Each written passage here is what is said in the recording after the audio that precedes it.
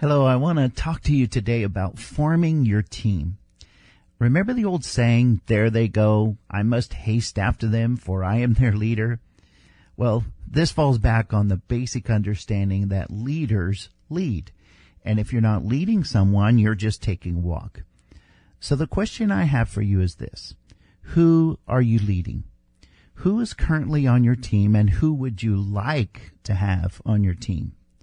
With that in mind, I'd like to share a simple formula about forming a team. Identify, enlist, train, commission, and encourage. First, identify who you need on your team and why. This starts with a clear vision of where you want to go and how you plan to get there. Let's say you're looking to expand children's ministry on Sunday mornings. If you only want one class, you may look for just one teacher and maybe a substitute and a helper. On the other hand, if you want to start several classes with various age groups, you may want to be looking for a department head leader. Or do you want to start just one class at a time?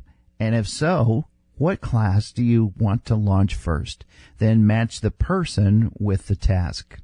A person who loves to work with toddlers may have an entirely different set of giftings, skills, calling, and passion than someone who would be heading up an entire children's department.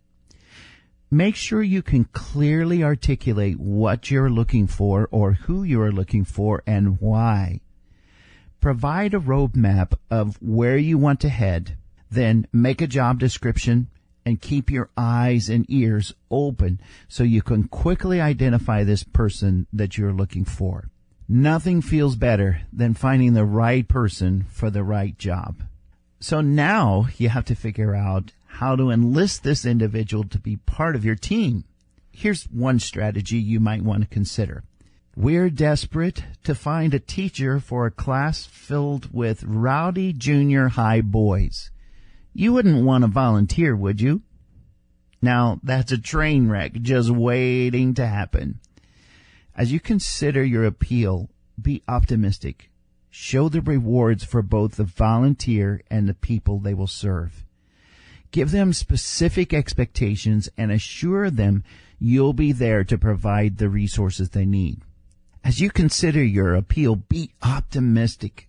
Show the rewards for both the volunteer and the people they'll serve. Give them specific expectations and assure them that you'll be there to provide the resources they need.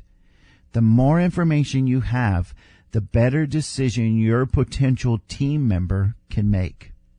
Nothing helps you enlist and retain volunteers as much as providing adequate and ongoing training. Remember the old formula: I do, you watch. I do, you help. Then you do and I help. And finally, you do and I watch. Actually, this is an okay management style if you need a clone of yourself or if you're starting a franchise. But in many cases, it's just not applicable. I may need a great musician on my team, but don't know the difference between a quarter note and a half note myself.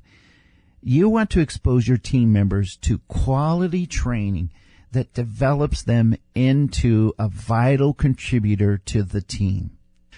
Well, you've identified potential volunteers and you've enlisted them to be part of your team. They've been properly trained. Now's the time to commission them. Hand the reins over to them and cheer them on in the process.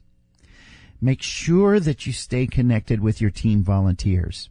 Provide ongoing training, encourage them and pray for them, and continue to reinforce their value as a part of your team.